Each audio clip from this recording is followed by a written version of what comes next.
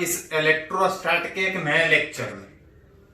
याद कीजिए, last lecture में हम लोग सीखे थे कि इलेक्ट्रिक लाइंस होता क्या है, साथ साथ ये भी सीखे थे कि अगर किसी बॉडी को अगर किसी इलेक्ट्रिक फील्ड में रखें, किसी दूसरे के इलेक्ट्रिक फील्ड में रखें, तो उस फील्ड में रखने के बाद उस एरिया से कुछ लाइन पास कर रहा था।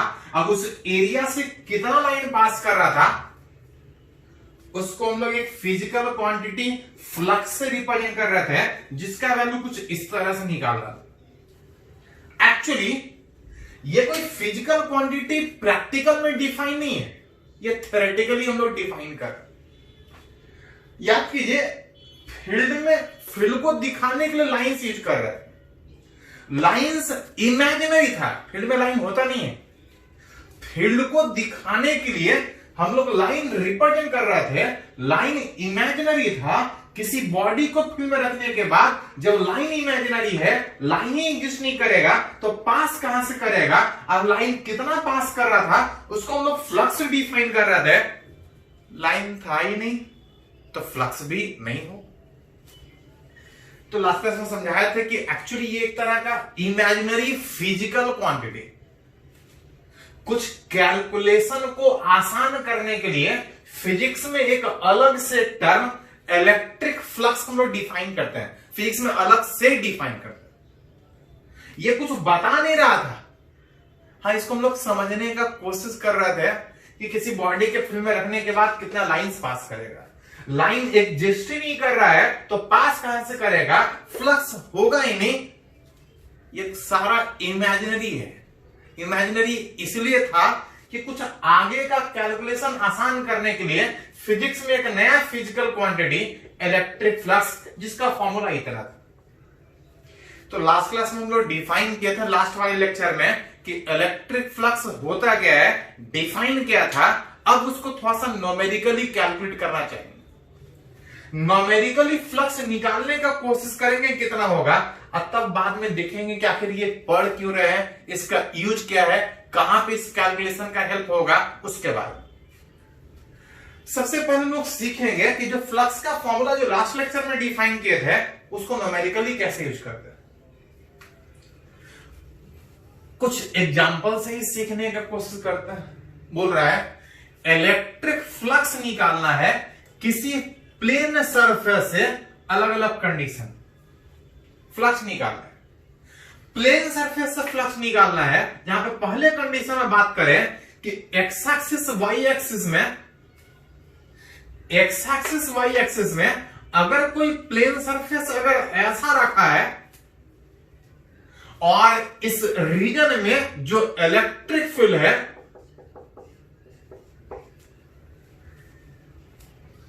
बोल रहा है इस रीजन में इलेक्ट्रिक फील्ड है, इस प्लेन में, इस एक्स वाई प्लेन में एक प्लेन सरफेस, एक स्क्वायर प्लेन सरफेस, मन करे तो रेक्टेंगल मान लीजिए, स्क्वायर रहेगा तो स्क्वायर, चलिए समझने के लिए अलग अलग मानते हैं। एक रेक्टेंगुलर प्लेन सरफेस इस एक्स वाई प्लेन में रखा है, आसपास एक इलेक्ट्रिक फील्ड है, निकालना चाह रहे हैं इस इलेक्ट्रिक फील्ड में इस प्लेन सरफेस के होने के बाद उससे कितना फ्लक्स पास करे। पढ़े हैं कि electric flux E dot DS था, जहां पे ये जो एरिया था वो एरिया वेक्टर था। एरिया वेक्टर मतलब उसका कुछ मैग्नीट्यूड भी होगा और साथ में डायरेक्शन भी था। मैग्नीट्यूड वही वाला था जो आप पहले से 8, 9 से जो 10 पढ़ते आ रहे कि किसी बॉडी का किसी सरफेस एरिया कितना है। एरिया सिर्फ मैग्नीट्यूड नहीं, यहां पे वेक्टर में डायरेक्शन भी मैटर करेगा। और लास्ट क्लास में समझे थे कि जो डायरेक्शन था किसी बॉडी से बाहर, आउटवर्ड, ठीक परपेंडिकुलर।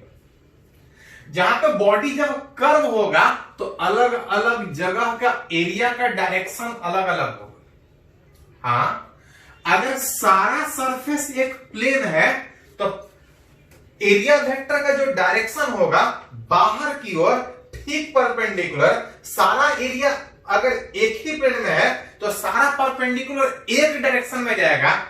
और सारा परपेंडिकुलर इस एरिया का डायरेक्शन जब एक ही हो तो सबको अलग अलग तोड़ने के बजाय एक ही साथ यूज कर सकते हैं।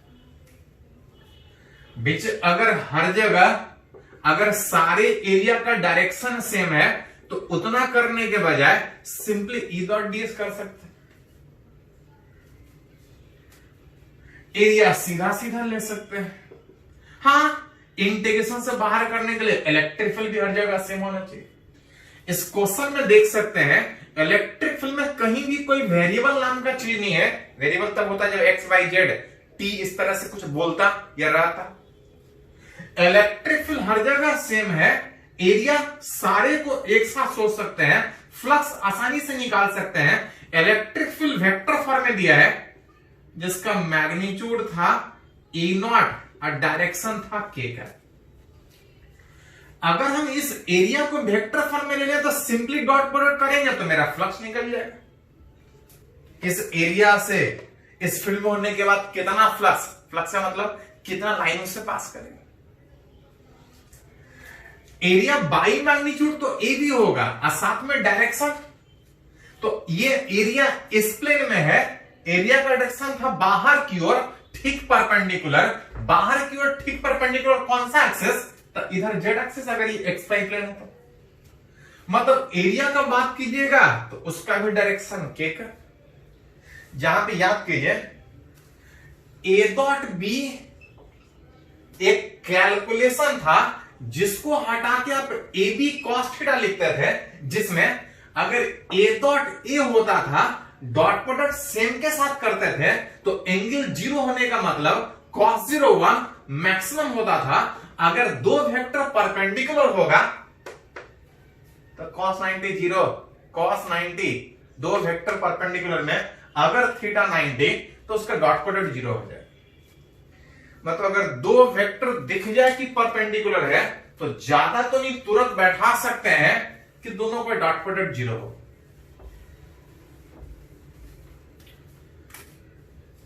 आई डॉट आई के टर्म में बात करते थे तो सेम के साथ डॉट प्रोडक्ट में आई डॉट आई 1 था, जे डॉट जे 1 था, के डॉट के 1 था।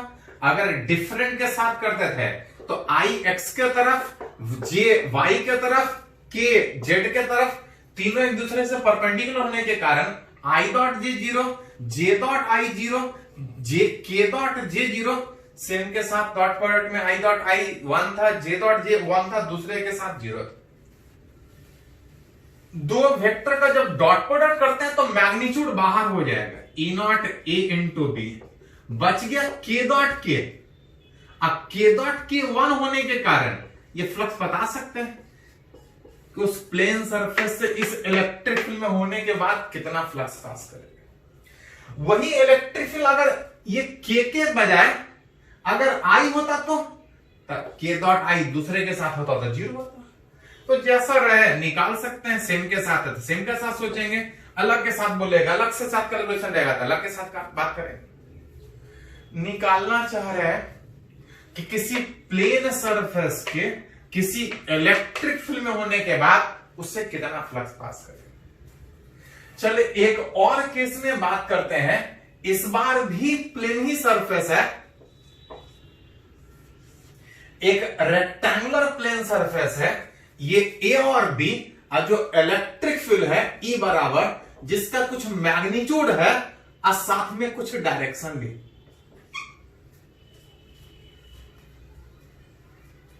बोल रहे हैं एक प्लेन सरफेस किसी इलेक्ट्रिक फील्ड वाले रीजन में रखा है। अब पूछा जा रहा है उससे फ्लक्स कितना पास करेगा। फ्लक्स जिसको हम लोग ऐसे तो इमेजिनरी था, लेकिन कुछ डिफाइन करने के लिए, कुछ कैलकुलेशन को आसान करने के लिए हम लोग एक फालतू का फिजिकल क्वांटिटी डिफाइन किया। इसको प्रैक्टिकली समझ रहे थे कि फील्ड में रखने के बाद उस एरिया से कितना लाइन पास करेगा।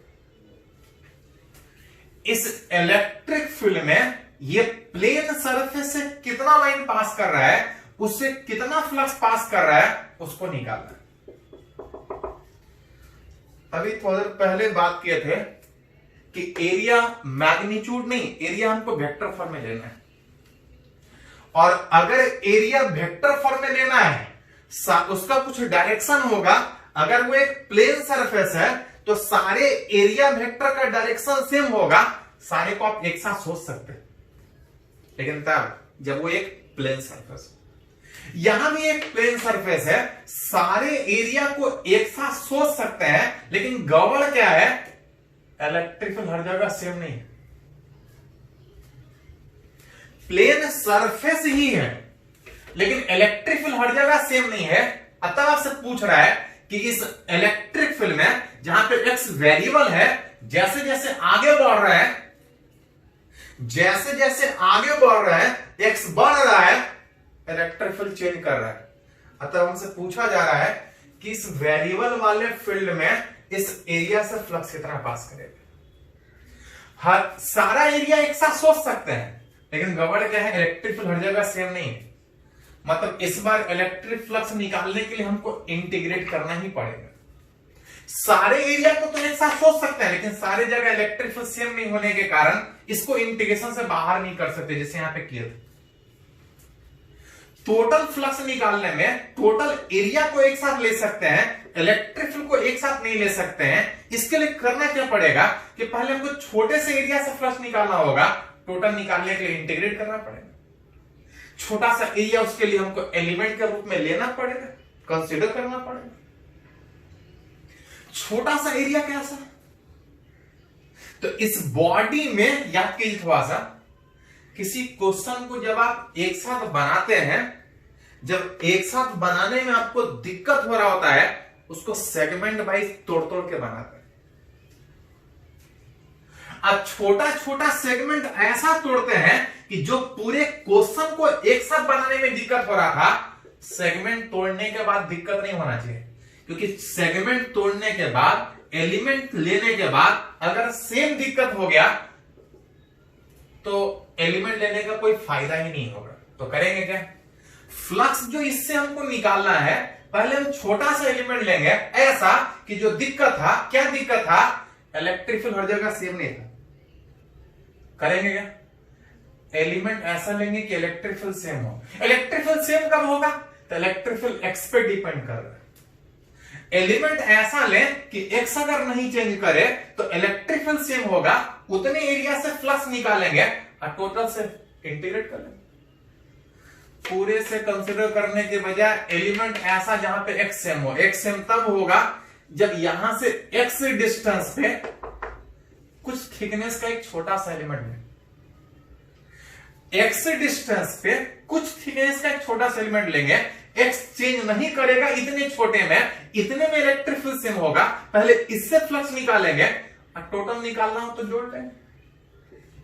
इलेक्ट्रिक फील्ड दिया है, वेक्टर फॉर्म में ही लिख दे तो ई नॉट एक्स के कैप, इसका डॉट प्रोडक्ट उस छोटे से एरिया से, छोटा सा एरिया ये वाला जिसका कुछ लेंथ होगा और जिसका कुछ विड्थ होगा, इतना ही लिए हैं, b इंटू dx।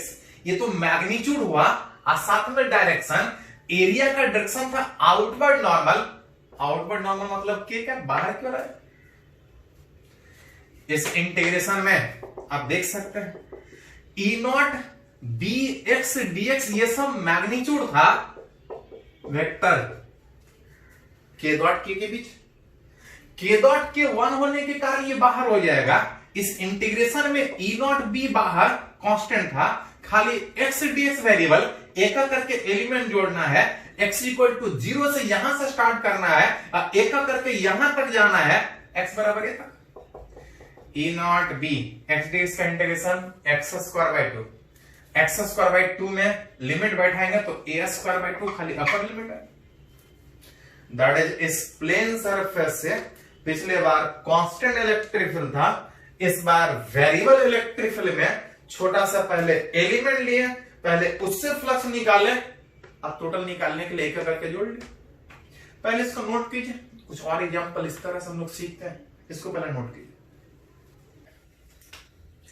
कि किसी प्लेन सरफेस के किसी इलेक्ट्रिक फील्ड में होने के बाद इसके इनसाइड कितना लाइन पास करेगा, दैट इज कितना फ्लक्स पास करेगा, जिसको हम लोग ई डॉट डीएस से कैलकुलेट कर रहे हैं।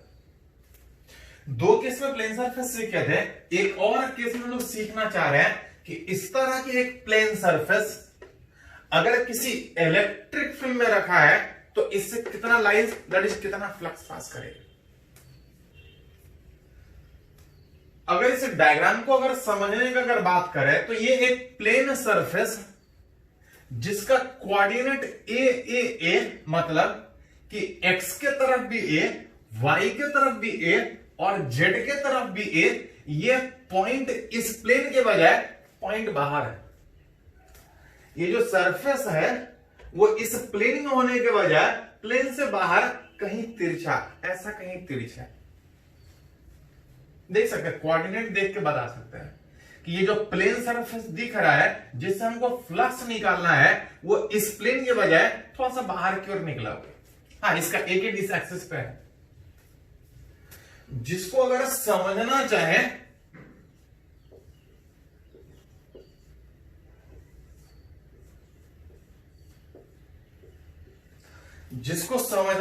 तो बोल सकते हैं कि इस प्लेन सरफेस का एक साइड यहां पे और जो दूसरा साइड है वो कुछ ऐसा दिख रहा है।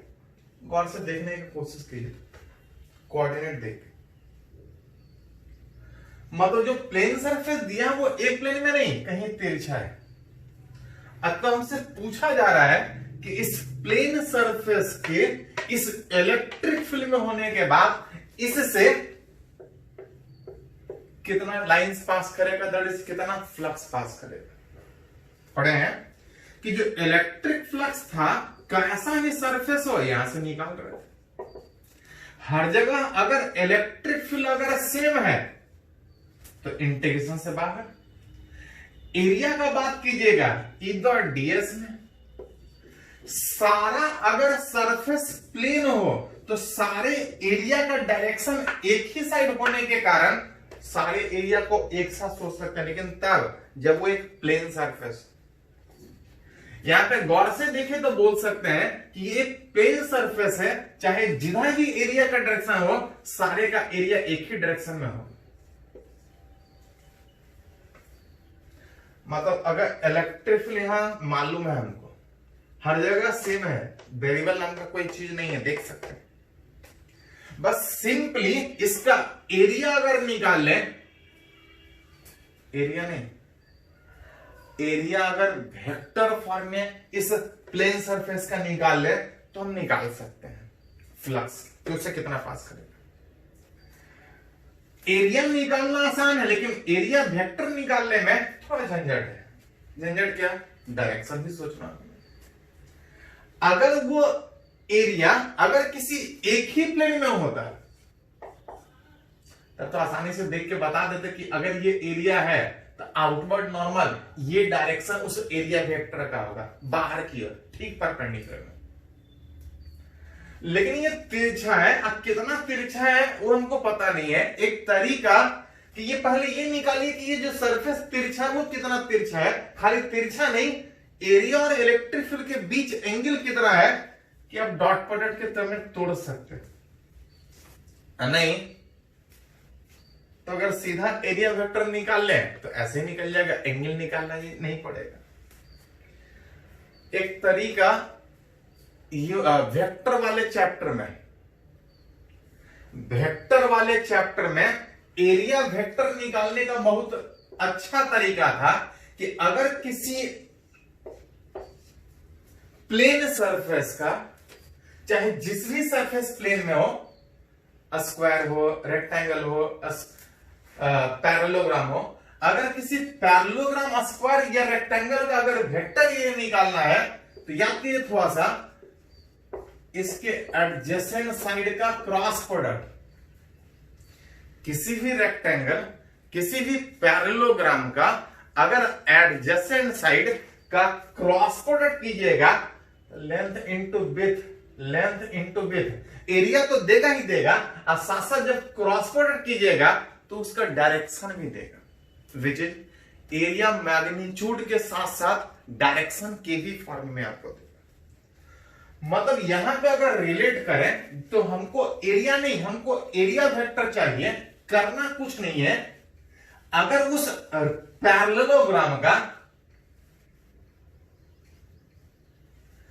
अगर उस पैरेललोग्राम का, अगर उस रेक्टेंगल का अगर एडजेसेंट साइड अगर क्रॉस प्रोडक्ट के फॉर्म में लिखे तो हमको वेक्टर एरिया मिल जाएगा। वेयर, पहले ऐसा करते हैं, एरिया ही निकाल लेते हैं। वेयर वेक्टर एरिया अगर निकालना चाहे तो इसके एडजेसेंट साइड का क्रॉस प्रोडक्ट, जिसको कोई भी दो एडजेसेंट एक ऑर्डर में ले सकते हैं, एडजेसेंट साइड में अगर ओ ए का क्रॉस प्रोडक्ट ए बी के साथ लिखे तो इसका cross product will give the area vector form. जहां पे ध्यान दे, थोड़ा सा याद कीजिए कि जो ए बी वेक्टर होता है, अगर ए का कोऑर्डिनेट पता है तो ऑरिजिन से आसानी से लिख सकते हैं। अगर किसी पॉइंट का कोऑर्डिनेट पता है तो आसानी से ओ ए वेक्टर लिख सकते हैं। जितना कोऑर्डिनेट देगा उतना बैठा देंगे आई जे और के टर्म में। लेकिन अगर ऑरिजिन के बजाय अगर ए बी वेक्टर निकालना हो, ए बी वेक्टर कैसे निकालते हैं? तो ए बी वेक्टर निकालने में याद कीजिए, कभी पढ़े होंगे वेक्टर में कि बी का पोजीशन पहले लिखा जाता है और ए का पोजीशन बाद में लिखा जाता है। यहां पे अगर एरिया वेक्टर निकालिएगा, इस केस में अगर एरिया वेक्टर निकालिएगा is equal to O A, O A मतलब ऑरिजिन से इस ए पॉइंट का कोऑर्डिनेट वेक्टर फॉर्म है। कोऑर्डिनेट दिया है, वेक्टर फॉर्म में लिखिएगा तो ओ ए को लिख सकते हैं ए आई। क्रॉस प्रोडक्ट ओबी को लिखिएगा, ओबी का मतलब ऑरिजिन से उस बी पॉइंट का वेक्टर फॉर्म है। अगर कोऑर्डिनेट दिया तो वेक्टर में लिख सकते हैं इस ए बी ओबी वेक्टर को ए आई प्लस ए जे प्लस ए के का माइनस फिर से ओ ए वेक्टर ऑरिजिन से इस ए पॉइंट का वेक्टर फॉर्म में लिख सकते हैं ए आई। अरेंज कीजिएगा तो इधर आ गया था ए आई का cross product, A I cancel out हो जाएगा, ए जे प्लस ए के। इस दोनों के क्रॉस प्रोडक्ट का बात कीजिएगा तो ए और ए मैग्नीट्यूड ए स्क्वायर बाहर, यहां पे ब्रैकेट तोड़िएगा तो आई क्रॉस जे आएगा, साथ साथ ए स्क्वायर यहां भी बाहर, आई का क्रॉस प्रोडक्ट के साथ सेम के साथ डॉट प्रोडक्ट 1 था और दूसरे के साथ 0 था। क्रॉस प्रोडक्ट में सेम के साथ अगर बात कीजिएगा तो क्रॉस प्रोडक्ट 0 होता है और दूसरे के साथ में एक साइक्लिक ऑर्डर में निकालते हैं। याद कीजिए, कभी पढ़े वेक्टर में आई क्रॉस जे के होता है, जे क्रॉस के आई होता है, आई क्रॉस जे के था, ए स्क्वायर आई क्रॉस के उल्टा लेके जा रहे हैं, आई क्रॉस के माइनस जे आएगा, माइनस क्या निकला? Vector area. इस सरफेस का एरिया विथ डायरेक्शन के साथ, किसी भी प्लेन सरफेस का, किसी भी पैरेललोग्राम या रेक्टेंगल के प्लेन सरफेस का अगर वेक्टर एरिया चाहिए, कुछ नहीं, खाली उसके दो, कोई भी दो, ये दोनों भी हो सकता है, ये दोनों भी हो सकता है, किसी भी दो एडजेसेंट साइड का अगर सिंपली खाली क्रॉस प्रोडक्ट कीजिएगा, that will give the vector area. जैसे ही एरिया निकला, इलेक्ट्रिक फील्ड यूनिफॉर्म हर जगह सेम दिया था, खाली डॉट प्रोडक्ट कर दीजिए, फ्लक्स निकल जाएगा। Hence flux through plane surface, flux through उस प्लेन सरफेस जिससे हमको निकालना चाह रहे थे इज इक्वल टू आ रहा था ई का डॉट प्रोडक्ट उस एरिया वेक्टर, इलेक्ट्रिक फील्ड दिया था ए नॉट के कैप, ई नॉट के कैप, इसका डॉट प्रोडक्ट एरिया वेक्टर के साथ अरेंज कीजिएगा, माइनस ए स्क्वायर जे कैप प्लस ए स्क्वायर के कैप, अरेंज करो। सेम के साथ डॉट प्रोडक्ट 1 होता था और दूसरे के साथ 0। जहां से पहला वाला तो के क्रॉस जे 0 होगा, दूसरे वाले के साथ बात कीजिएगा तो ई नॉट ए स्क्वायर के का डॉट प्रोडक्ट के के साथ 1 में अरेंज कीजिएगा तो जो इलेक्ट्रिक फ्लक्स आएगा वो कितना आएगा? तो जितना आएगा उस तरह से न्यूमेरिकली कर सकते हैं। मिला जुला के ये है कि हर जगह फील्ड अगर सेम है, अगर हम सिंपली उस एरिया को वेक्टर फॉर्म में लिख ले, एरिया वेक्टर फॉर्म में आसानी से लिख सकते थे। अगर ये प्लेन सरफेस एक प्लेन में होता, इस तरह से प्लेन में एक्स लाइन में, तो सीधा बाहर कर, तिरछा होने में इसके एडजेसेंट साइड का क्रॉस प्रोडक्ट करेंगे, that will give the vector area, और सिंपली इलेक्ट्रिक फील्ड के साथ डॉट प्रोडक्ट करेंगे, उनको इलेक्ट्रिक फ्लक्स मिल जाए। इसको नोट कीजिए, कुछ और एग्जांपल देखते हैं। पहले इसको नोट कीजिए। तो हम लोग निकाल रहे हैं कि किसी प्लेन सरफेस के इलेक्ट्रिक फील्ड में होने के बाद उससे फ्लक्स कितना पास करेगा। इसी में एक और अगर एग्जांपल अगर बात करें, तो इस बार जो प्लेन सरफेस दिया जा रहा है वो एक डिस्क का बात बोला जा रहा है कि एक प्लेन सरफेस दैट इज एक सर्कुलर डिस्क किसी पॉइंट चार्ज के इलेक्ट्रिक फील्ड में रखा है। सीधा फील्ड देने के बजाय इस बार चार्ज दिया है, इस पॉइंट चार्ज के इलेक्ट्रिक फील्ड में रखा है, फील्ड में रखा है, इससे लाइन निकल रहा होगा, इससे लाइन निकल रहा होगा, लाइन इससे पास कर रहा होगा, इससे कुछ फ्लक्स पास कर रहा होगा। तब हमसे पूछा जा रहा है कि इस पॉइंट चार्ज के फील्ड में होने के बाद इस सर्कुलर डिस्क से कितना लाइन पास कर रहा है, कितना फ्लक्स पास कर रहा है। इससे पहले वाले क्वेश्चन में हमको फील्ड दिया हुआ रहता था, लेकिन इधर फील्ड देने के बजाय चार्ज दिया है। चार्ज दिया है तो इसका फील्ड पता नहीं है, कहां पता है कितना होता है, क्योंकि भैया इसको चार्ज दिया है मतलब फील्ड हमको पता है, फील्ड पता है, तब इसके साथ इसके थ्रू कितना लाइन पास कर रहा है, इस फील्ड में होने के बाद कितना फ्लक्स पास कर रहा है, उसको निकालना है। एक चीज ध्यान दिए थोड़ा सा, किसी पॉइंट चार्ज का जो इलेक्ट्रिक फील्ड था वो KQ बाई आर स्क्वायर में, जब आर चेंज होगा तो फील्ड चेंज होगा। आर चेंज होने का मतलब आप देख सकते हैं कि सर्कुलर डिस्क जिससे हमको फ्लक्स निकालना है, यहां वाला का कुछ और डिस्टेंस होगा, यहां वाला का कुछ और डिस्टेंस होगा, अलग अलग जगह डिस्टेंस अलग अलग होगा। मतलब जिस चार्ज के फील्ड में ये डिस्क रखा है हर जगह सेम फील्ड नहीं है, यहां कुछ और डिस्टेंस, इधर कुछ और डिस्टेंस, अलग अलग जगह। इस आर के अलग अलग होने के कारण इससे फील्ड अलग अलग पास करेगा, फील्ड अलग अलग होगा, फ्लक्स अलग अलग पास करेगा, उसको निकालना।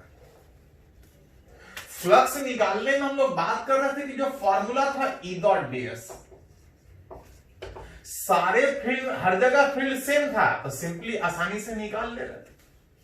लेकिन इस क्वेश्चन में दिख रहा है कि हर जगह इलेक्ट्रिक फील्ड सेम नहीं है। वैसे किसमें याद कीजिए, जब सारी जगह फील्ड एक साथ है, हर जगह सेम नहीं है, तो हर जगह फील्ड सेम नहीं होने के कारण पहले हमको छोटा सा एलिमेंट से फ्लक्स निकालना पड़ेगा, और टोटल निकालना है तो इंटीग्रेट करना पड़ेगा, क्योंकि हर जगह फील्ड सेम नहीं है। उसके लिए पहले छोटा सा एलिमेंट लेना पड़ेगा। एलिमेंट कैसे याद कीजिए, बहुत सा क्वेश्चन में बात किए, किसी भी क्वेश्चन को बनाने में अगर दिक्कत हो तो छोटा छोटा तोड़ के बनाएंगे, और छोटा ऐसा तोड़ेंगे कि जो पूरे क्वेश्चन को बनाने में दिक्कत था, तोड़ने के बाद सेम दिक्कत नहीं होना चाहिए। जो दिक्कत पूरे बॉडी को एक साथ सोचने में था, अगर एलिमेंट लेने के बाद वही दिक्कत रह गया तो एलिमेंट लेने से कोई फायदा नहीं। एलिमेंट ऐसा लेना है कि दिक्कत दूर हो जाए साथ साथ, खाली एलिमेंट लेना नहीं है, एक करके सबको जोड़ना है। और याद कीजिए, डिस्क में जनरली हम लोग कैसा एलिमेंट लेते हैं, रिंग के से। इस पॉइंट चार्ज से डिस्क से फ्लक्स निकालना है, डिस्क से निकालने के बजाय अगर इस डिस्क में एक छोटा सा रिंग ले, पहले रिंग से फ्लक्स निकाले कितना पास कर रहा है, और टोटल निकालना है, तो एक करके इंटीग्रेट कर ले। रिंग से फ्लक्स निकालने के लिए पहले हमको फील्ड चाहिए उस रिंग के ऊपर। ये अगर डिस्टेंस अगर x था, अगर ये डिस्टेंस अगर r है, तो ये वाला डिस्टेंस कितना होगा। इस जगह अगर फील्ड का बात कीजिएगा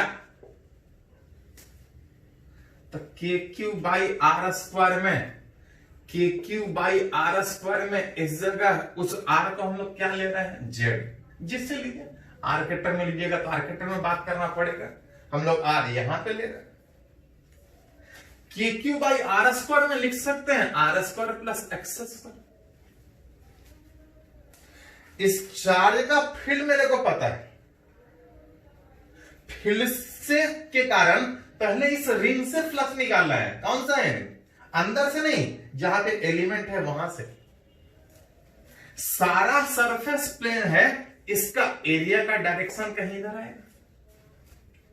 अगर वो एलिमेंट यहां से कुछ एंगल पे था, वही एंगल ये भी बनेगा, सेम एंगल, ये लाइन सीधा जाएगा। मतलब पहले उस रिंग से फ्लक्स निकालेंगे, टोटल निकालने में इंटीग्रेट करना पड़ेगा। पहले रिंग से जब फ्लक्स था, फील्ड था, एरिया दोनों के बीच कुछ एंगल होने के मतलब यहां पे हमको E into ds into cos theta तोड़ना पड़ेगा। जो इलेक्ट्रिक फील्ड आ रहा था K Q by R square plus x square, K Q by R square में रूट कट जाएगा। इस पॉइंट चार्ज के कारण यहां पे फील्ड इतना, एरिया किसका? उस रिंग, कौन सा रिंग? ये वाला सेगमेंट जिससे पहले फ्लक्स निकालना है। अब फिर एक करके सब रिंग जोड़ेंगे। रिंग चारों तरफ है जिसका लेंथ होगा 2 पाई आर। आप कुछ थिकनेस का रिंग सोचे,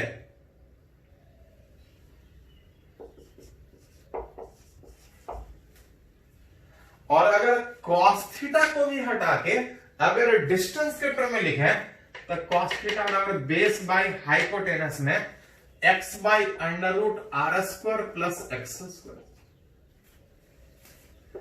इस इंटीग्रेशन में कुछ कांस्टेंट है, कुछ वेरिएबल, यहां पे थोड़ा ध्यान दीजिए।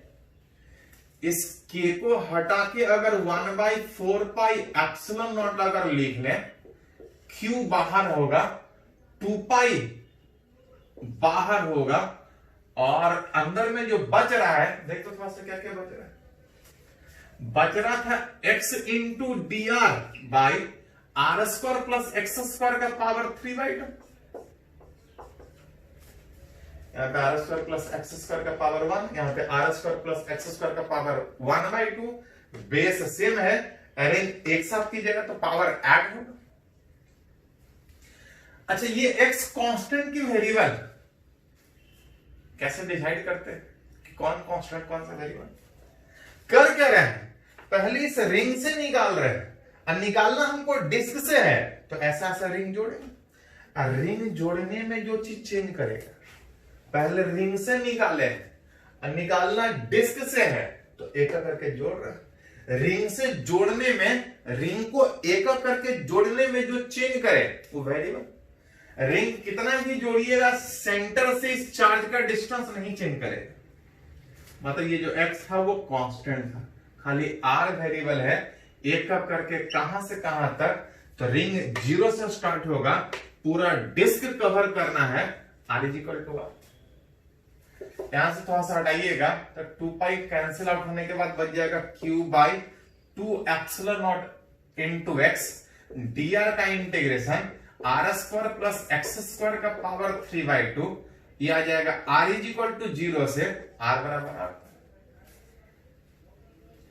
याद कीजिए, ये थोड़ा सा लेंथी इंटीग्रेशन है। पावर अंदर में 1 होता तो सीधा कर सकते थे, जहां एक से ज्यादा पावर है तो इसको सीधा सीधा आप इंटीग्रेट नहीं। अच्छा, एक चीज छूट रहा था, 2 पाई r में r छूट रहा था, एक r छूटा है, r वेरिएबल।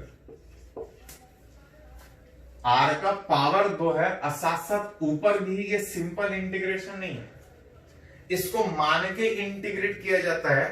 जो मैथ में डिटेल में या क्लास में मैथ में जब सीखिएगा तो अभी हम इसको डिराइव नहीं करेंगे, डेरिवेशन होता है, इसको मान के डिराइव किया जाता है।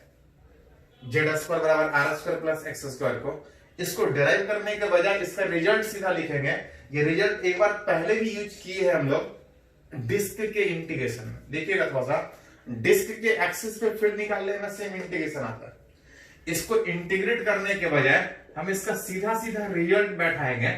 यहां से अगर इसको इंटीग्रेट कीजिएगा तो आ जाएगा 1/x minus under root are square plus x. यहाँ पे आर उस डिस्क का रेडियस। x बाहर भी x अंदर भी है, x को अगर मल्टीप्लाई कर दे तो जो इलेक्ट्रिक फ्लक्स होगा which is q/2 epsilon naught 1 minus x multiply होने के बाद x by under root are square plus x square, जिसको लिखना चाहे तो q/2 epsilon naught 1 minus cos theta भी लिख सकते हैं। जहां पे व्हाट इज कॉस थीटा, तो थीटा लिखने की वजह से कॉस थीटा नॉट लिखे, where what is cos theta naught, तो cos theta naught X by under root are square plus x square में ये बता रहा है कि इस डिस्क के एक्सिस पे जो चार्ज रखा था, अगर डिस्टेंस के टर्म में देगा तो डिस्टेंस के टर्म में सोचेंगे कि अगर चार्ज अगर इस एक्स डिस्टेंस पे, तो इस चार्ज के कारण इससे कितना लाइन पास करेगा, विच इज डिस्टेंस के टर्म में लिखेगा तो q/2 epsilon naught 1 minus x by under root are square plus x square, यहां पे आ रही इस डिस्क का रेडियस। इसी को अगर रेडियस और डिस्टेंस के टर्म में लिखने के बजाय अगर क्वेश्चन में ये दे कि डिस्क का सरकमफेरेंस उस चार्ज पे अगर थीटा नॉट एंगल बना रहा है तो कॉस थीटा हो जाएगा base by hypotenuse under root are square plus x square. मतलब अगर हमको ये दे दे कि डिस्क से एक्सिस पे अगर चार्ज एक्स डिस्टेंस पे है तो इसके कारण इससे कितना लाइन पास करेगा, कितना फ्लक्स पास करेगा, डिस्टेंस के टर्म में चाहे तो यहां से अगर डिस्क से डिस्टेंस के बजाय अगर चार्ज डिस्क से चार्ज कितने डिस्टेंस पे है, अगर ये एंगल दे दे तो आप चाहे तो एंगल के भी टर्म में बता सकते हैं कि चार्ज के कारण इस डिस्क से कितना लाइन पास करेगा, कितना फ्लक्स पास करेगा। एक बार इसको फिर से देखें, किए क्या निकालना फ्लक्स डिस्क से था इस चार्ज के फील्ड में, फील्ड इसका पता है लेकिन हर जगह सेम नहीं, अलग अलग जगह पे अलग अलग करेंगे। क्या पहले एक रिंग लिए और निकाले इस चार्ज के कारण इससे कितना लाइन पास करता है, और जब रिंग से निकाल लिए तो पूरे डिस्क से निकालने में सिंपली खाली इंटीग्रेशन करना पड़ा। उस इंटीग्रेशन में थोड़ा सा डिसाइड करना था कि कौन कांस्टेंट कौन सा वेरिएबल, मिला जुला के अगर ये रिजल्ट भी अगर आप ध्यान में रखिएगा तो बहुत सारा क्वेश्चन बन सकता है। इस फॉर्मूला पे बेस्ड बहुत सारे क्वेश्चन पूछता है, कैसे यूज करेंगे बात करेंगे, पहले इसको नोट कर लीजिए। इस तरह से कुछ और भी बात करेंगे, पहले इसको नोट कीजिए।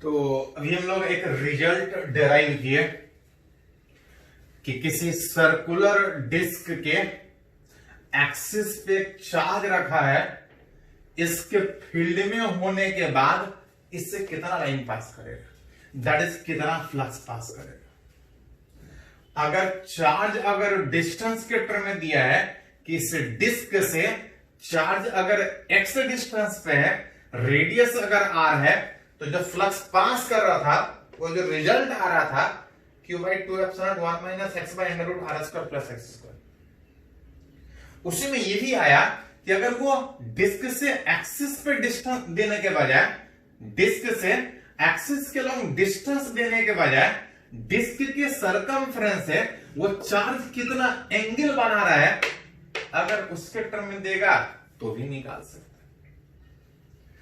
ये इलेक्ट्रिक फ्लक्स इस डिस्क से आया, इसी फॉर्मूला को और भी जगह यूज कर सकते हैं। जैसे कुछ पॉइंट अगर बात करें कि अगर डिस्क के बजाय अगर फॉर अ सर्कुलर रिंग से अगर निकालना हो तो, अगर ये डिस्क के बजाय अगर ये पूरा सर्कुलर रिंग होता, चार्ज अगर इससे कुछ डिस्टेंस पे होता, अथवा आपसे पूछा जाता कि इस रिंग से कितना फ्लक्स पास करेगा, तो कितना, तो याद के थोड़ा सा फ्लक्स है क्या, तो फ्लक्स बताता है कि कितना लाइंस पास करेगा। यहां से चार्ज है, फील्ड होगा, फील्ड है, लाइन होगा, पूरा भरा होने के बाद जितना लाइन पास कर रहा है, अगर ये खाली होता उतना ही लाइन पास करता कि ज्यादा लाइन पास करता? तो देख सकते हैं कि अगर चार्ज है, लाइंस यहां से निकल रहा होगा, इस डिस्क के चाहे भरा हुआ हो चाहे पूरा खाली हो, जितना भरे हुए होने के बाद इससे लाइन पास करेगा, खाली होने के बाद उतना ही लाइन पास करेगा, और जो फ्लक्स होगा जितना उस रिंग से निकालने का बात कीजिएगा तो जितना उस डिस्क से होगा उतना ही रिंग से होगा, क्योंकि फ्लक्स बता रहा था कि कितना लाइन पास करेगा। चाहे ये पूरा भरा हो चाहे खाली हो, जितना उस रिंग से लाइंस पास करेगा उतना ही डिस्क से पास करेगा। रिंग क्या? फॉर अ हेमिस्फेरिकल सेल, अगर उस चार्ज के एक्सिस पे इस रिंग के बजाय, इस डिस्क के बजाय अगर हेमिस्फेरिकल सेल भी होता तब भी उतना ही लाइन पास करता है। जितना लाइन यहां से इन करेगा, जितना लाइन यहां से इन करेगा वही खाली पास करेगा, बाकी जो लाइन इधर उधर पास कर रहा है उससे कोई फर्क नहीं पड़ेगा। मतलब रिंग से निकालिए, डिस्क से निकालिए, पीछे शेप कैसा भी हो उससे कोई फर्क नहीं पड़ेगा। हेमिस्फेरिकल सेल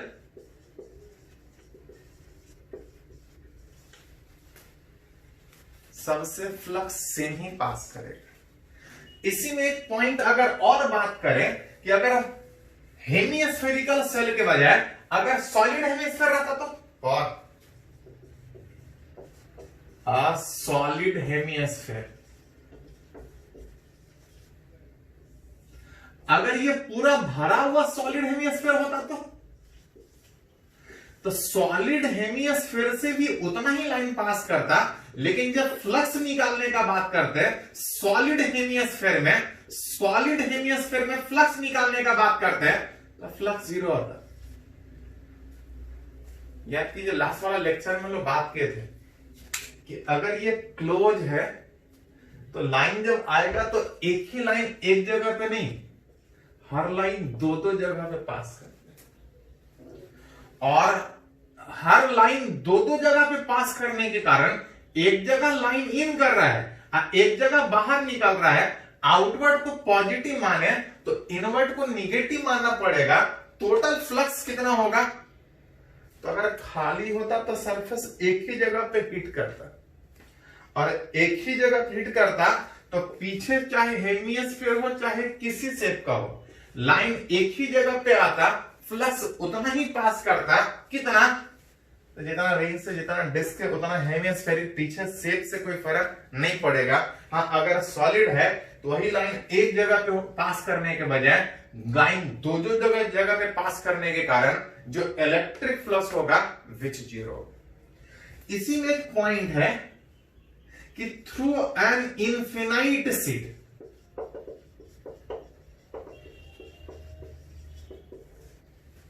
कि अगर किसी चार्ज के सामने अगर एक इनफिनाइट शीट अगर रख दे तो कितना लाइंस पास करेगा? तो कुछ नहीं, याद कीजिए थोड़ा सा। जब लोग निकाले थे वो डिस्क से निकाले थे, और डिस्क से निकालने में जो फ्लक्स आ रहा था डिस्क से निकालने में आ रहा था Q/2ε1 minus cos theta not, जहां से ये डिस्क से वो चार्ज कितना सरकमफेरेंस एंगल बना रहा वो, जिसको जरूरत पड़ने पे डिस्टेंस के भी टर्म में लिख रहे थे। फॉर अगर x टेंड्स टू जीरो मतलब अगर डिस्क के काफी क्लोज अगर चार्ज रखे तो याद की जा सकती है कि अगर डिस्क के काफी क्लोज रखे तो इसको लगेगा कि बहुत दूर दूर तक सरफेस है, इसको लगेगा कि बहुत दूर दूर तक सरफेस है। अब उस समय वो डिस्क की तरह बिहेव करने के बजाय वो एक इनफिनाइट शीट की तरह बिहेव करेगा। काफी क्लोज अगर चार्ज को रखें तो डिस्क बिहेव्स एज कैसा बिहेव करेगा एक इनफिनाइट सीट की तरह से बिहेव करेगा विथ जो इलेक्ट्रिक फ्लक्स अगर बात कीजिएगा उस इनफिनाइट सीट से बात कीजिएगा तो Q/2 epsilon naught 1 minus cos theta में डिस्क के काफी क्लोज से देखेंगे तो डिस्क हमको काफी बड़ा दिखेगा, एंगल बहुत ज्यादा दिखेगा, एंगल 90 डिग्री दिखेगा। cos 90 जीरो होने के कारण जो फ्लक्स पास करेगा वो Q/2 एप्सिलॉन नॉट।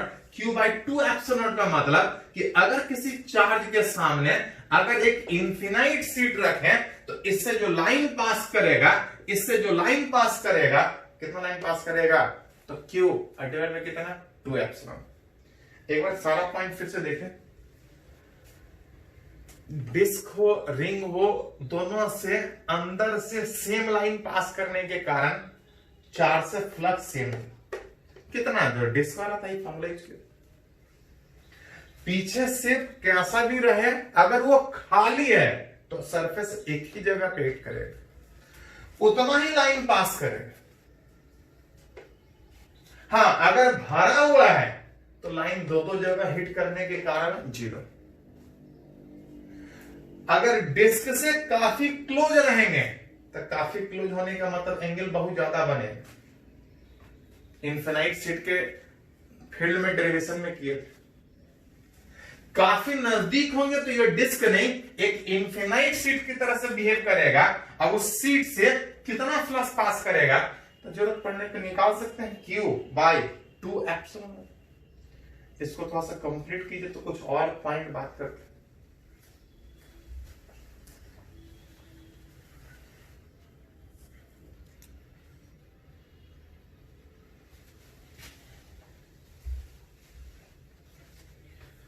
तो अभी तक जितने भी केस हम लोग बात की वो सारे में प्लेन सरफेस ही था, चाहे वो डिस्क हो, चाहे वो रेक्टेंगल हो, चाहे एक इनफिनाइट सीट हो। अभी तक सारे केस में हम लोग एक प्लेन सरफेस से निकाले कि कितना फ्लक्स पास कर रहा है। अब प्लेन सरफेस के बजाय किसी कर्व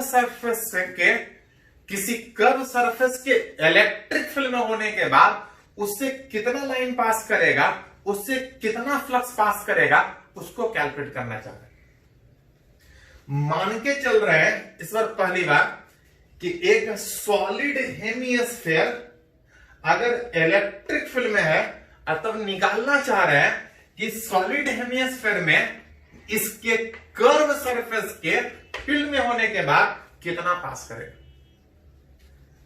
सॉलिड हेमिस्फीयर से नहीं, सॉलिड हेमिस्फीयर के कर्व सरफेस के फील्ड में होने के बाद उससे कितना लाइन पास करेगा।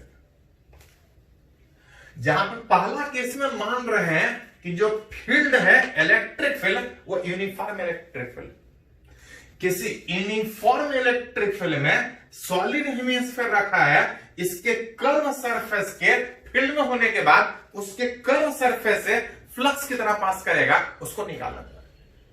देख सकते हैं कि सारे वाले प्लेन सरफेस को एक साथ सोच पा रहे थे क्योंकि सारे का एरिया का डायरेक्शन सेम। लेकिन इस बार सरफेस कर्व होने के कारण अलग अलग जगह एरिया वेक्टर का जब एंगल निकालिएगा तो अलग अलग जगह पे अलग अलग डायरेक्शन में आएगा। अलग अलग जगह पे अलग अलग डायरेक्शन में आने के कारण सारे एरिया को एक साथ नहीं ले सकते हैं और फिर तब फ्लक्स निकालने के लिए हमको इंटीग्रेट करना पड़ेगा। एरिया के तो डायरेक्शन चेंज कर ही रहा है, इलेक्ट्रिक फील्ड से एरिया वेक्टर के बीच का एंगल का बात कीजिएगा, इलेक्ट्रिक फील्ड एरिया वेक्टर के बीच का बात कीजिएगा एंगल का तो भी चेंज करेगा क्योंकि फील्ड यूनिफॉर्म है, एरिया अलग अलग जगह पे अलग अलग डायरेक्शन में होने के कारण एंगल अलग अलग बनाएगा। ऐसे में इंटीग्रेट कीजिएगा तो थोड़ा लेंदी हो जाएगा। मन करे तो इंटीग्रेट कर सकते हैं, थोड़ा लेंदी होगा, नहीं तो इसका एक और तरीका है, ध्यान दिए थोड़ा सा। दिया क्या है यूनिफॉर्म इलेक्ट्रिक फील्ड। लास्ट वाले लेक्चर में एक रिजल्ट डेराइव किए थे कि किसी यूनिफॉर्म इलेक्ट्रिक फील्ड में अगर कोई क्लोज बॉडी चाहे कैसा भी शेप का रखा है, उससे जो टोटल इलेक्ट्रिक फ्लक्स होगा वो हमेशा जीरो होगा। कब? यूनिफॉर्म में। नॉन यूनिफॉर्म में जीरो हो भी सकता है, नहीं भी हो सकता। किसी क्लोज बॉडी के यूनिफॉर्म इलेक्ट्रिक फील्ड में टोटल फ्लक्स जीरो था कि जितना लाइन इन करेगा उतना ही लाइन बाहर निकलेगा। लेकिन किससे? क्लोज बॉडी से। यहां पर अगर बात करें तो ये close body uniform electric field में रखा है। अगर टोटल फ्लक्स पूछता तो जीरो होता, टोटल पूछता तब, लेकिन टोटल नहीं पूछा है, इसके कर्व सरफेस से पूछा है, खाली इससे पूछा है। As for a close body placed in uniform electric field, जो टोटल इलेक्ट्रिक फ्लक्स था वो याद कीजिए जीरो था। लेकिन हमसे टोटल नहीं पूछा है, हमसे पूछा है कि इस यूनिफॉर्म फील्ड में इसके कर्व से कितना पास करेगा, जिसको आप बोल सकते हैं कि टोटल जीरो था, टोटल में कुछ कर्व से पास करेगा और कुछ उसके प्लेन से पास करेगा और सब मिला के कितना? जीरो। टोटल पूछता तो जीरो होता, लेकिन हमसे पूछा है कर्व से कितना पास करेगा। तो देख सकते हैं कि कर्व से निकालने के बजाय अगर फिर से प्लेन से निकाल ले तो जितना उस प्लेन से पास करेगा उतना ही कर्व से पास करेगा, आप बोल सकते हैं। क्योंकि क्लोज बॉडी चाहे जैसा भी हो यूनिफॉर्म फील्ड में रखिएगा, जितना लाइन इन कर रहा होगा उतना ही बाहर निकलेगा। आउटवर्ड को पॉजिटिव माने तो इनवर्ड को निगेटिव, जितना इससे फ्लक्स आएगा उतना ही इससे भी है। तो निकालना हमको कर्व से है, सीधा निकालेंगे तो झंझट आएगा इंटीग्रेशन का। निकालना कर्व है, ऐसा करते हैं, कर्व से निकालने के बजाय अगर सिंपली खाली उसके प्लेन सरफेस अगर निकाल ले तो मेरा कर्व से निकल जाएगा। अगर इसके प्लेन सरफेस से फ्लक्स निकालने का बात करें तो उतने को तो एक साथ ले सकते। इस प्लेन सरफेस का एरिया वेक्टर आउटवर्ड में नीचे जाएगा, ऊपर तो बॉडी ही था। इस प्लेन सरफेस का एरिया वेक्टर आउटवर्ड में बाहर जाएगा, फ्लक्स हो जाएगा E इंटू ds इंटू दोनों के बीच का एंगल। इलेक्ट्रिक फील्ड उधर है, एरिया नीचे, यहां पे जो एंगल है वो हर जगह 90 प्लस थीटा। यहां से बात कीजिएगा तो E इंटू एरिया, कौन सा एरिया? कौन सा एरिया? कर्व का नहीं, निकालना कर्व का है, लेकिन हम निकाल प्लेन से रहे हैं। प्लेन का एरिया विच इज एक डिस्क बनेगा pi R square cos 90 plus theta. Cos sine plus theta होता तो 90 पे कॉस चेंज होके वो साइन में जाएगा, और सेकंड क्वाड्रेंट में जाने के बाद कॉस नेगेटिव होता है, minus minus plus E into pi R square into कितना? Sine theta. निकाले हम प्लेन से, लेकिन निकला कर्व से, बस खाली साइन अपोजिट। कर्व में आउटवर्ड पॉजिटिव आ रहा है, प्लेन में इनवर्ड वो एक नेगेटिव आएगा, माइनस माइनस प्लस कर्व में आएगा। लेकिन ये काम तब कर सकते हैं जब फील्ड कैसा हो? यूनिफॉर्म। निकालना कर्व से, लेकिन कर्व से निकालने के बजाय हम किससे निकालेंगे? प्लेन से निकालेंगे। इसी में एक और अगर एग्जांपल अगर बात करें, एक और एग्जांपल बोल रहा है कि अगेन सॉलिड हेमिस्फीयर किसी इलेक्ट्रिक फील्ड में रखा है, और उस इलेक्ट्रिक फील्ड में होने के बाद इसके कर्व से फ्लक्स कितना पास करेगा। क्वेश्चन वही है, सॉलिड हेमिस्फीयर के कर्व सरफेस के फील्ड में होने के बाद उससे कितना लाइन, कितना फ्लक्स पास कर रहा है। निकालना कर्व से है, पता है कि अलग अलग जगह पे एरिया अलग अलग डायरेक्शन में इंटीग्रेट करके निकालना पड़ेगा। इसमें क्या आसान था कि निकालना कर्व से था, लेकिन निकाले किससे? प्लेन से। यहां पे वो काम कर सकते हैं, तो यहां पे वो काम नहीं कर सकते, क्योंकि ये काम तब कर सकते थे जब फील्ड कैसा हो? यूनिफॉर्म। यहां पे फील्ड यूनिफॉर्म नहीं बोला है, कि जो हेमिस्फीयर रखा है एक रेडियल इलेक्ट्रिक फील्ड में, रेडियल मतलब रेडियस के डायरेक्शन में इलेक्ट्रिक फील्ड कुछ इस तरह से। लेकिन गौर से देखिएगा तो मैग्नीट्यूड हर जगह सेम है, बस खाली डायरेक्शन रेडियल, फील्ड रेडियल की तरह जा रहा है। पॉइंट चार्ज की तरफ फील्ड हो, पॉइंट चार्ज का फील्ड रेडियल होता है।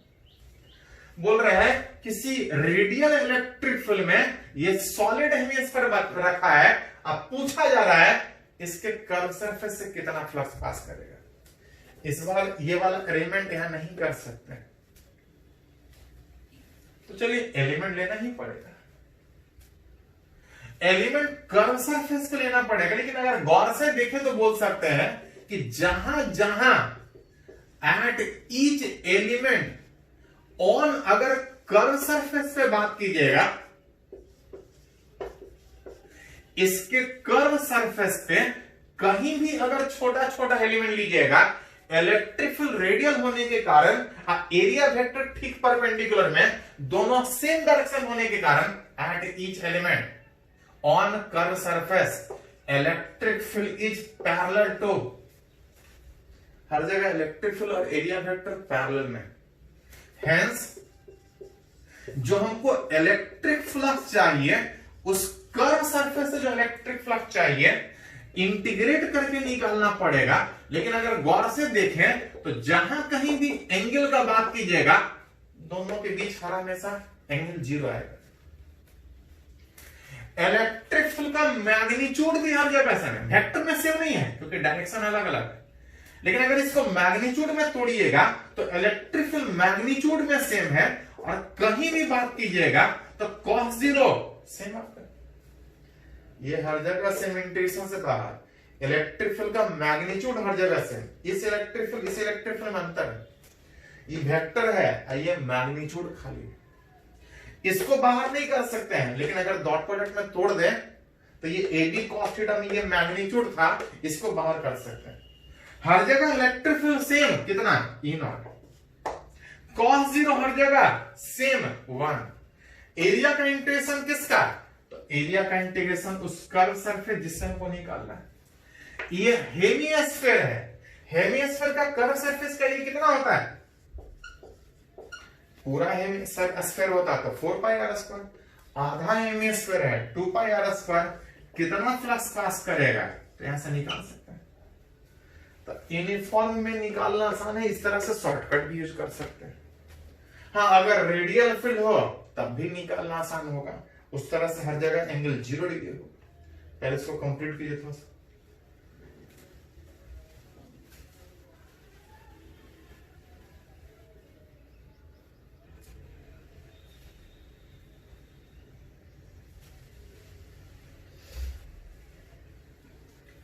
तो हम लोग निकाल रहे हैं फ्लक्स।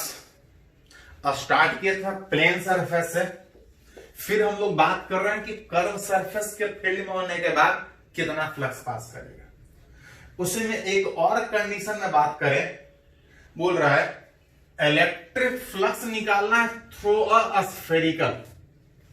पिछले बार हेमिस्फीयर से निकाले थे, इस बार एक स्फेरिकल सरफेस से फ्लक्स निकालना है इन electric field of a point charge placed at its centre.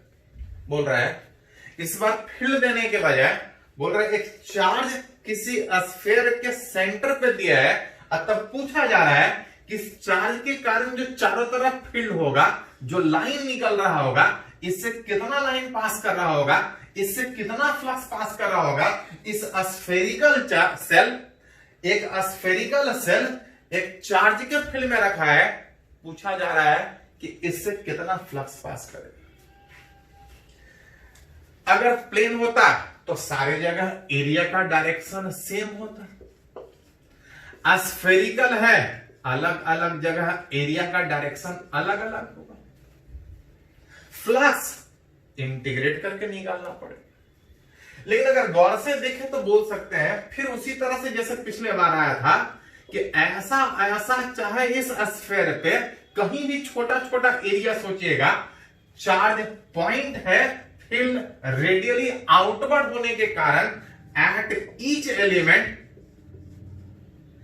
At each छोटा छोटा एलिमेंट का बात कीजिएगा तो जो इलेक्ट्रिक फील्ड है वो एरिया वेक्टर के पैरेलल आएगा, और इलेक्ट्रिक फील्ड एरिया वेक्टर के पैरेलल होने के कारण जो इलेक्ट्रिक फ्लक्स था उस स्फेरिकल सेल से निकालने में अलग अलग जगह अलग अलग डायरेक्शन में था, लेकिन हर जगह दोनों के बीच एंगल सेम होने के कारण उस इंटीग्रेशन से बात कीजिएगा तो ई वाला मैग्नीट्यूड बाहर हो जाएगा, क्योंकि याद कीजिए हर जगह अगर डिस्टेंस सेम है तो फील्ड का मैग्नीट्यूड सेम, मैग्नीट्यूड सेम है, एंगल सेम है, इंटीग्रेशन से वो बाहर होगा।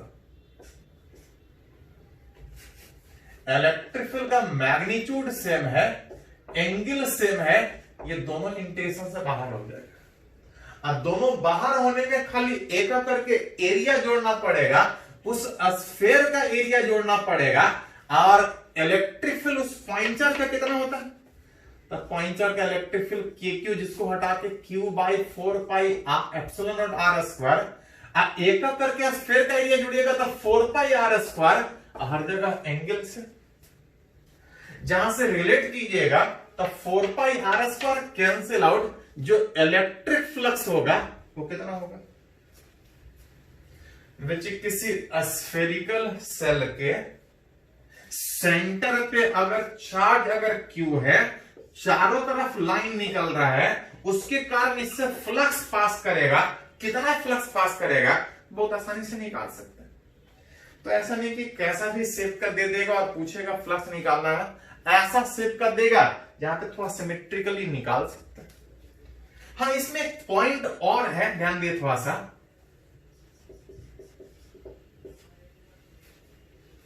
कि अगर ये स्फेरिकल सेल के बजाय अगर किसी और शेप का होता, which is electric flux through any close surface, any close surface in electric field of a point charge placed inside it,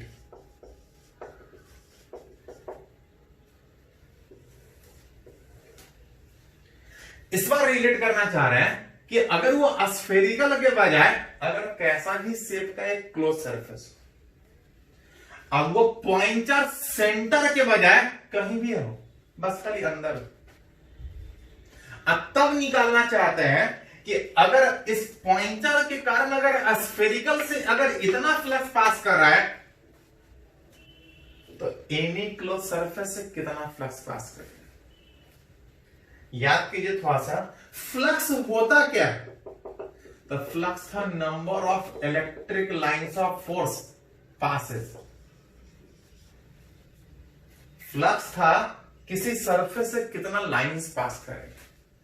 याद कीजिए फ्लक्स की बता रहा था कितना लाइन उससे पास करेगा, फ्लक्स बता रहा था कितना लाइन उससे पास करेगा, और लाइन कितना होगा। याद कीजिए ये पढ़े हैं कि जो number of electric lines of force होता है, number of electric lines of force जो होता है is directly proportional to magnitude of charge.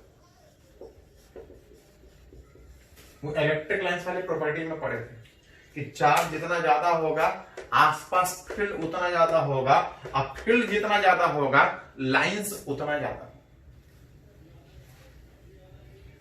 Charge अगर सेम है तो इसके आसपास फील्ड सिमेट्रिकली में सेम होगा, लाइन बराबर निकल रहा होगा, और अगर लाइन बराबर निकल रहा है तो चारों तरफ चाहे स्फेरिकल सरफेस हो चाहे कैसा भी क्लोज सरफेस हो, चार्ज सेम है, चारों तरफ लाइन बराबर निकल रहा होगा, और लाइन चारों तरफ अगर बराबर निकल रहा होगा तो चाहे सरफेस कैसा भी क्लोज हो, जितना भी लाइन निकल रहा होगा सब इसी से पास कर रहा होगा, और इसी से पास करने में चाहे लाइन सरफेस कैसा भी हो, चाहे स्फेरिकल हो चाहे किसी भी शेप का हो, जो इलेक्ट्रिक फ्लक्स है, जो इलेक्ट्रिक फ्लक्स है वो बताता है कि number of electric lines of force कितना पास कर रहा है, और वैसे केस में बोल सकते हैं कि जब तक चार्ज सेम है, लाइन बराबर निकल रहा होगा, सरफेस चाहे स्फेरिकल हो चाहे किसी भी शेप का हो, उससे कोई फर्क नहीं पड़ेगा। हेंस जो टोटल इलेक्ट्रिक फ्लक्स होगा for any close surface, surface चाहे कैसा ही हो, वो उतना ही लाइन पास करेगा जितना स्फेयर से था, और स्फेयर से कितना था, किसी पॉइंट चार्ज के फील्ड में होने के बाद, किसी पॉइंट चार्ज के फील्ड में स्फेरिकल सरफेस से जितना लाइन पास करेगा, वो स्फेरिकल के बजाय सरफेस चाहे कैसा भी हो, लाइन बराबर पास करने के कारण जो फ्लक्स है वो बराबर पास करेगा। मतलब चाहे किसी भी क्लोज सरफेस से फ्लक्स निकालना हो, जितना फ्लक्स उस स्फेयर से पास करेगा, स्फेयर से निकालना आसान था, जितना फ्लक्स स्फेयर से पास करेगा उतना ही एनी क्लोज सरफेस से पास करेगा, and that is equal to Q by epsilon naught. इसी को बोलते हैं गॉस लॉ, जो हम लोग अगले वीडियो लेक्चर में हम लोग बात करें।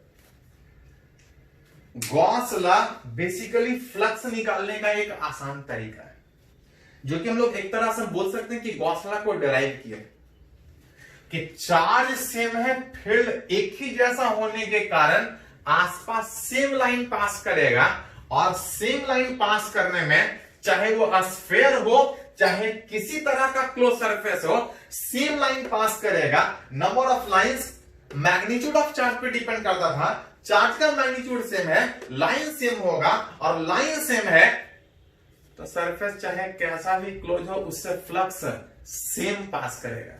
अब वो चाहे स्फेयर हो, चाहे हॉलो स्फेयर हो, चाहे वो क्यूब हो, चाहे जिस भी शेप का वो सरफेस हो, उससे जो फ्लक्स पास करेगा वो कितना फ्लक्स पास करेगा, क्यू बाई कितना, एप्सिलॉन नॉट। तो ये कुछ तरीका सीखे कि किसी सरफेस से फ्लक्स कैसे निकालते हैं, जिसमें एक गॉस लॉ आप बोल, ये एक्चुअली थ्योरम है जिसको हम लोग अगले वीडियो लेक्चर में बढ़िया से डिफाइन करेंगे, यूज करेंगे। आप बोल सकते हैं डेराइव की एक रिजल्ट कि फ्लक्स किसी क्लोज सरफेस से कैसे निकालता है। तो अलग अलग कंडीशन में हम लोग सीखे कि फ्लक्स निकलता कैसे। आज वाला लेक्चर में इतना ही, अगले वाले वीडियो लेक्चर में हम लोग और भी आसान तरीके से, गॉस लॉ वाले तरीके से किसी सरफेस से फ्लक्स निकालने का कोशिश करेंगे। तो आज इतना ही, पहले इसको नोट कीजिए।